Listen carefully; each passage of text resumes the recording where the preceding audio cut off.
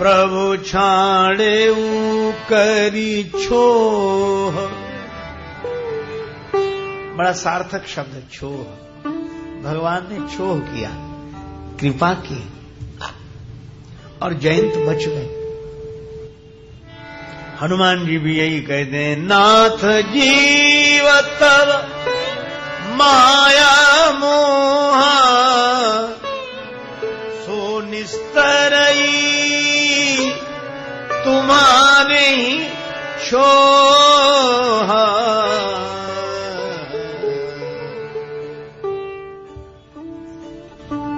अब भगवान की कृपा देखो, हमारा मन अविद्या के कारण जगत के नाम रूप में ऐसा फंसा के ऊपर उठ नहीं पा रहा है। तो दो स्थितियां बनी। ज्ञान निष्ठा संपन्न महापुरुषों ने आशीर्वाद दिया और उपदेश दिया, देह भाव से ऊपर उठो, इस नाम रूपात्मक प्रपंच से ऊपर उठो। तुम नाम रूप को छोड़ो, फिर देखो कौन कहां है।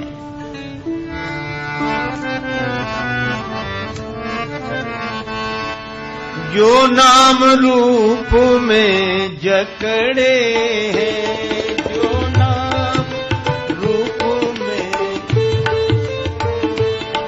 जो नाम रूप में जकड़े हैं, वे माया के सब पकड़े हैं, वे माया के सब पकड़े हैं।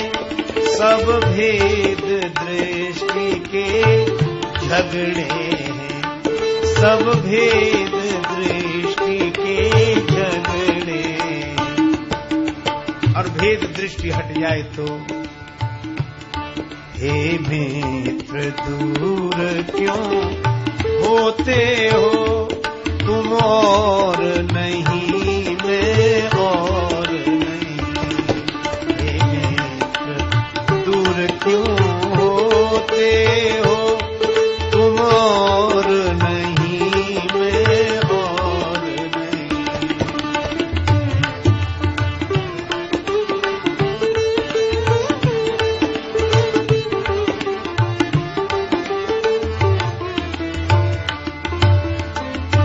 सब भेद दृष्टि का झगड़ा है। नाम रूप में जो फंसे हुए हैं वे माया के पकड़े हुए हैं। पर ये जगत बना किससे? यह जगत बना किस कल से है? किस मशीन से बना? उत्तर मिला, यह मैं तू के सब बल से है। और ये मैं तू, यह मैं तू भी मन मल से है। ये मैं तू भी मन मल से है, ना समझी की वजह से। हे मित्र दूर क्यों होते हो तुम, और नहीं मैं और नहीं। जब अहम भाव यह उठते हैं, जैसे ही हमारा अहम कोई आकार ग्रहण करता है, यही तो माया है। मैं और मोर तोर तैं माया, यही बस कीने जीव निकाया। जब अहम भाव यह उठते हैं, तब आत्म तत्व से हटते हैं। सब द्वंद्व जगत के बढ़ते हैं। हे मित्र दूर क्यों होते हो तुम, और नहीं मैं और नहीं। तू देख जगत सब सपना है, रे पेख नहीं कुछ अपना है। नित अविनाशी चित लखना है। हे मित्र दूर क्यों होते हो तुम, और नहीं मैं और नहीं।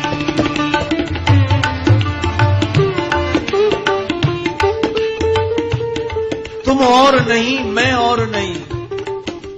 और यह बात तो परम भक्त श्री हनुमान जी ने भी कही है। अध्यात्म रामायण में जब जानकी माता ने श्री राम के स्वरूप का ज्ञान श्री हनुमान जी को दिया तो प्रभु ने पूछा, हनुमान समझ लिया मेरे बारे में? हाँ। अच्छा, क्या समझे?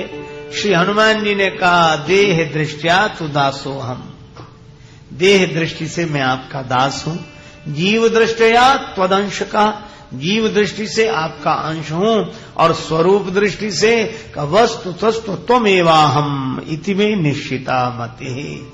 और स्वरूप से तो दो हैं ही नहीं, एक ही है। मैं और नहीं, तू और नहीं।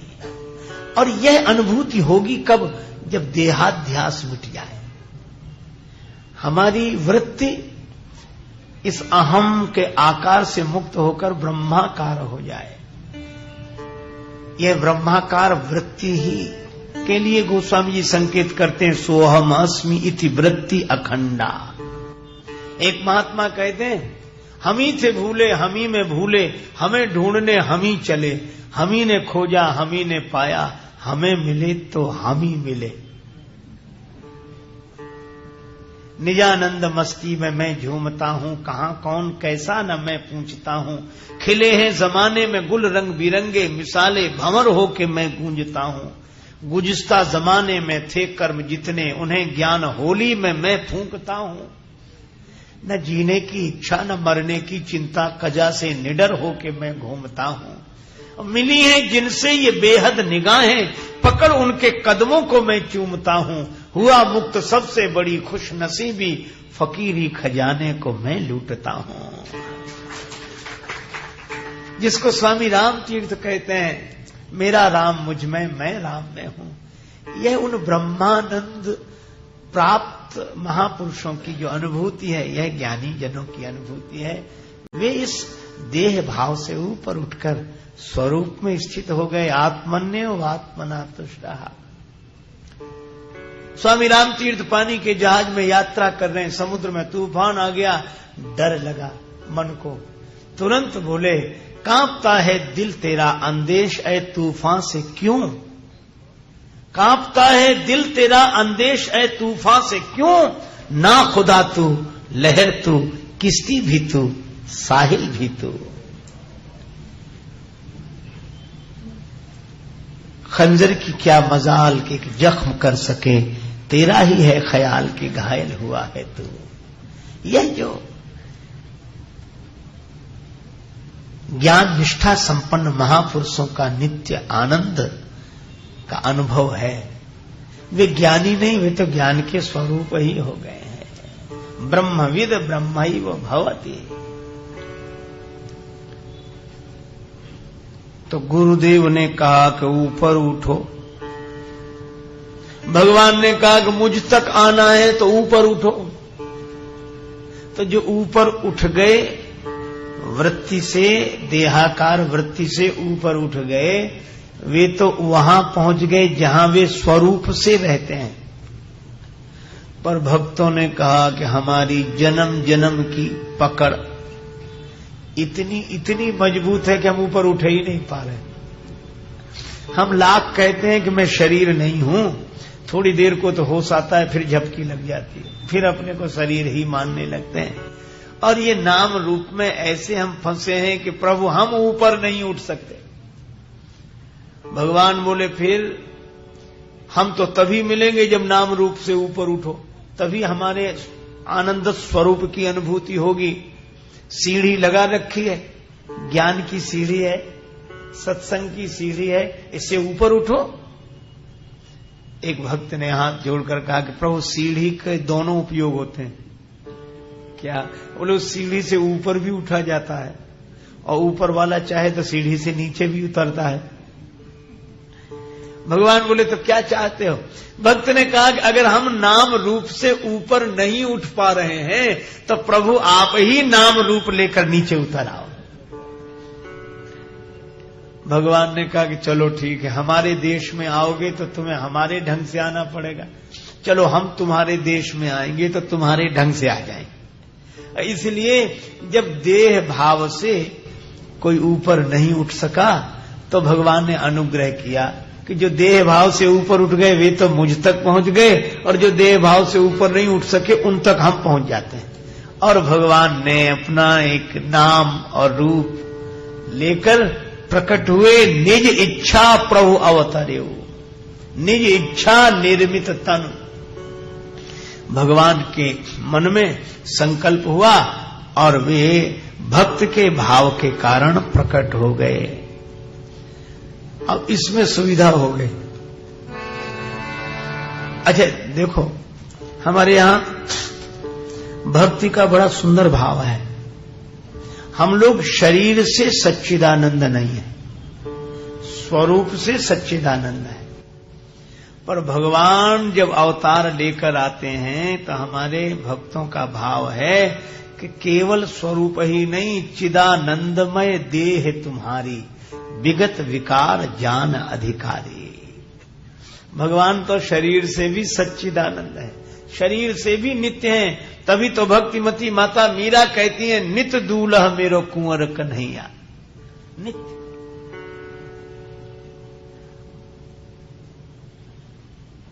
अद्वैत निष्ठा संपन्न बड़े उच्च कोटि के महापुरुष आचार्य श्री मधुसूदन सरस्वती जी कहते हैं, अद्वैत वीथि पथ के रिहुपास्या, स्वराज्य सिंहासन लब्ध दीक्षा, सठेन केनापि वयम हठेन, दासी कृता गोप वधु बिटेन। अद्वैत पथ के जो पथिक हैं, मैं उनका उपास्य हूं। स्वरूप सिंहासन पर मेरा पूरा अधिकार, पर किसी ने मेरा चित्त चुरा लिया। किसने? बोले जिस नटखट नंद नंदन को गोपांगनाओं ने अपना दास बना रखा है, उस कन्हैया ने मेरा चित्त चुरा लिया। इसलिए दूसरे मंत्र में भी वे कहते हैं, वंशी विभूषित करान नवनीर दाभात। और इस श्लोक का अंतिम चरण है, कृष्णात परम किमपि तत्वमहम न जाने। एक सखी कहती, सुनो सखी कौतुक मेकम, हे सखी एक तमाशे की बात सुनो। नंद जी के आंगन में मैंने देखा नृत्य करता हुआ एक बालक, कोटि कोटि कंदर्प दर्प दमनीय, वह शोभा का अमोघ आकर्षण, ऐसी सौंदर्य सुधा जिसका रसपान नेत्रों ने किया। मुझे लगता था नृत्यति वेदांत सिद्धांत, वेदांत का सिद्धांत जो ब्रह्म है वही मूर्तिमंत होकर नृत्य कर रहा है। एक भक्त वृंदावन में बैठे, आंख बंद किए, बिल्कुल सिद्धासन में बैठे, कमर सीधी किए हुए, नेत्र बंद किए हुए। ब्रज के एक रसिक निकले, बोले बाबा क्या कर रहे हो? देखते नहीं आंख बंद करके ध्यान कर रहे हैं। अरे बाबा जाने दे, सब जगह आंख मूंदने का फल तो वृंदावन का दर्शन है, यहां भी आंख मूंदे। क्या कर रहे हैं? ब्रह्म चिंतन कर रहे हैं। ब्रजवासी बोले करते रहो करते रहो, पर आंख खोलना नहीं। क्यों? बोले अगर आंख खुल गई तो बंद करनी मुश्किल हो जाएगी। कैसे? बोले कहीं आंख खुल गई और श्री कृष्ण चंद्र दिख गए तो फिर आंख बंद नहीं कर पाओगे। जोलो तो है नंद को कुमार नहीं दीठ पर्यो, तोलो तू बैठ के ब्रह्म को विचार ले। इसलिए भगवान का एक नाम है आत्मा रामाकर्षी, जो आत्मा राम महात्माओं के चित्त को भी चुरा लेते हैं। यह भगवान के सगुण साकार स्वरूप का अमोघ आकर्षण है। लखी जिन लाल की मुस्कान, लाल की मुस्कान, लखी जिन लाल की मुस्कान, तिनहि बिसरी वेद विधि, जप जोग पूजा ध्यान,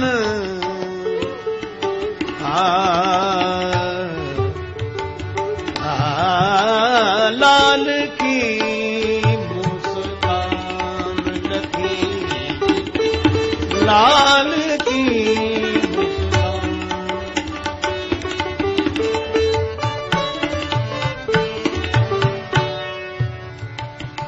जिन लाल की मुस्कान।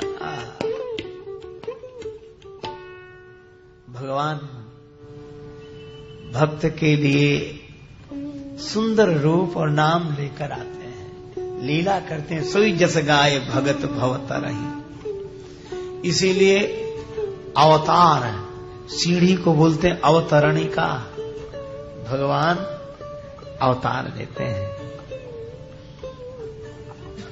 और जब अवतार लिया भक्त ने कहा अब सुविधा होगी। कैसे सुविधा हुई? देखो, कोई पानी में डूब रहा हो तो पानी से पार जाने के लिए पानी का ही सहारा लेगा। धरती पर कोई गिर गया हो तो ऊपर उठने के लिए धरती का ही सहारा लेगा। इसी तरह हम नाम रूप के इस प्रपंच में डूब रहे थे, तो भगवान ने कहा कि हमारे नाम रूप का सहारा ले लो, ऊपर उठ जाओगे। तो भगवान के नाम और रूप का सहारा लिया। अब हुआ क्या कि जो अहम, एक देखो, अहम का भी कोई आकार नहीं है पानी की तरह। जैसे पानी का कोई आकार नहीं, जिस बर्तन में डालो उसी का आकार ग्रहण कर लेता है। इसी तरह यह अहम पानी की तरह है, शरीर बर्तन की तरह है। पानी जिस बर्तन में गिरे उसका आकार ग्रहण करता है, यह अहम जिस शरीर में आए उसी का आकार ग्रहण करने लगता है। देहाकार वृत्ति, गेहाकार वृत्ति। तो भगवान ने कहा अब एक काम करो। क्या? बोले जो अहम अहम करते थे, मैं यह हूं मैं यह हूं, अब भक्त ने कहा कि अब मैं यह नहीं रहा। अब किसके क्या रहे? बोले अब हम किसी के कुछ नहीं रहे, अब हमारे अहम ने दूसरा आकार ग्रहण कर लिया। क्या हो गए? बोले दासो हम कौशलेन्द्रस्य, मैं भगवान का दास हूं। अब देखो, अहम ने जो आकार ग्रहण किया था वह हट गया, वह अविद्या माया थी। देह से जो संबंध के कारण अहम ने आकार ग्रहण किया था वह अविद्या माया है, और भगवान से जुड़कर अहम ने जो आकार ग्रहण किया वह विद्या माया है, और इसी का नाम भक्ति है। मन जब जगत से जुड़ता है तो आसक्ति होती है, और मन जब भगवान से जुड़ता है तो भक्ति होती है। अच्छा, जगत से जुड़ने पर मन मलिन होता है, और भक्ति के कारण जब मन भगवान से जुड़ता है तो मन निर्मल होता है। रामचरितमानस में बड़ा सुंदर उदाहरण है। भगवान की सुंदरता देखी जनकपुर की देवियों ने, आहा, ऐसी सुंदरता देखी ही नहीं थी। अच्छा, अब आप विचार करना कि राम जी की सुंदरता देखी जनकपुर की देवियों ने, तो अक्सर किसी शरीरधारी की सुंदरता देखने से मन बिगड़ता है। लेकिन यहां तो ये हरसई बरसई सुमन, मन सुमन हो गया, मन सुमन हो गया। क्यों? कहा कि सुंदरता तो वही है, आकार तो उसी तरह का है जैसा संसार में दिखाई देता है, लेकिन इतना ही अंतर है। क्या? बोले अगर हम चांद की सुंदरता देखेंगे, चांद की सुंदरता से जुड़ेंगे तो मन बिगड़ेगा, और अगर राम की सुंदरता से जुड़ेंगे तो मन सुमन हो जाएगा, मन पवित्र हो जाएगा, क्योंकि वह सुंदरता श्री राम की है। और यही कारण है कि जब चांद की सुंदरता देखते हैं तो अपनी देही की याद आती है, देह से ऊपर नहीं उठ पाते। लेकिन जनकपुर की देवियों ने जब राम जी को देखा तो उन्हें देही की याद नहीं आती, उन्हें तो वैदेही की याद आती है। बर सांवरो जानकी जोगु, यह राम जी की सुंदरता तो देह भाव से ऊपर उठा देती है, और बिना यत्न के। इसीलिए भगति करत बिनु जतन प्रयासा, संस्कृति मूल अविद्या नासा। भगवान की सुंदरता जिसने देखी उन्हें अपनी ही याद नहीं रहती। कण कण में तुझको ढूंढा, तेरा पता नहीं है, और तेरा पता मिला तो अब मेरा पता नहीं है। दिखने ही वाला रह जाता है, देखने वाला रहता ही नहीं है, बचा ही नहीं। प्रेम गली अति सांकरी, तेहमा दुई न समाहि। तो ज्ञानी जिस अनुभूति में पहुंचता है वहां केवल मैं रह जाता, अद्वैत, दूसरा नहीं। और भक्त जब पहुंचता है तो तू रह जाता है, उसको अद्वैत न कह के अनन्यता कह देते हैं। इसलिए जहां भक्ति में दूसरा मिटता है उस स्थिति का नाम अनन्यता है, और ज्ञान की निष्ठा में जहां दूसरे का भान नहीं रहता उसको अद्वैत बोलते हैं, दूसरा है ही नहीं। तो भगवान ऐसा सुंदर नाम रूप लेकर आते हैं कि भगवान को देखने वालों का मन फिर दूसरी तरफ जाता ही नहीं है, बल्कि जगत की तरफ मन जाता ही तब तक है जब तक भगवान नहीं दिखे। जहां राम तहां काम नहीं, जहां काम नहीं राम, तुलसी कबों की रही सके रवि रजनी एक ठाम।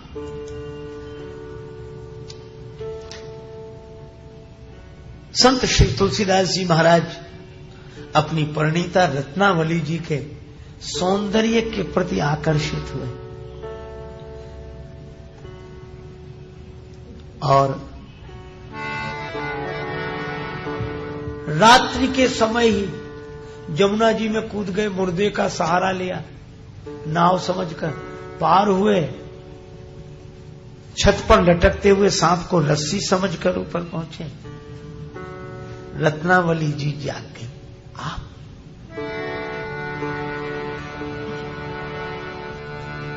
पहुंच प्रिया के सन्मुख तुलसी खड़े थे खोए खोए।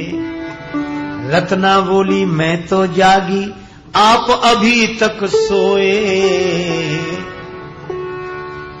अस्थि चर्ममय देह तासन ऐसी प्रीति, जो होती श्री राम सो तो न होती भव भी। प्रेम तो यही रहे, लगन तो यही रहे, पर इधर नहीं उधर, चाम से नहीं राम से। तुलसीदास जी ने हाथ जोड़े, सिर झुका लिया, चल पड़े राम जी के दर्शन के लिए।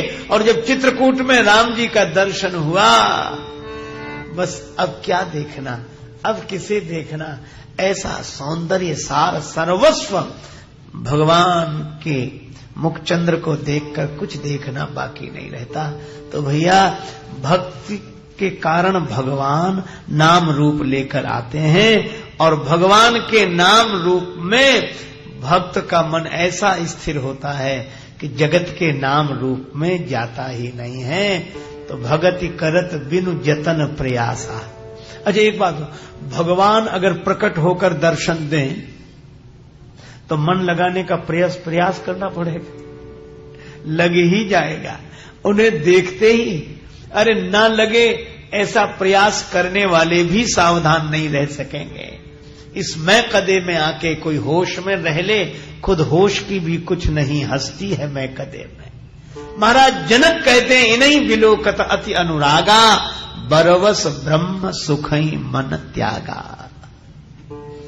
अच्छा, तो भगवान में अनंत असीम सौंदर्य है, हाँ, अनंत करुणा है। मन को ऐसा ही तो कोई चाहिए जिसकी सुंदरता कभी न मिटे, जिसकी करुणा कभी समाप्त ना हो, जिसकी सामर्थ्य असीम हो। यह जगत में कहीं नहीं है, यह तो भगवान की है। लेकिन ये बताएगा कौन कि भगवान में ही ये सारे गुण हैं। इसीलिए अगर असीम सुख चाहिए तो भगवान से ही जुड़ना। कौन बताएगा? बोले वही बताएगा जिसने जाना है। और जाना किसने है? का संतों ने जाना। इसलिए प्रथम भगति संत कर संगा,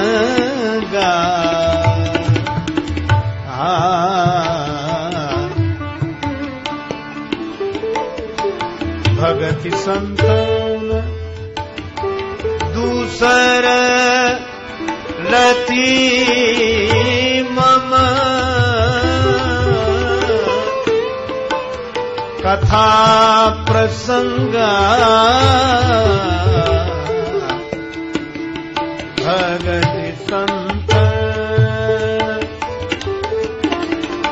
प्रथम भगति संतन भगति संतन भगति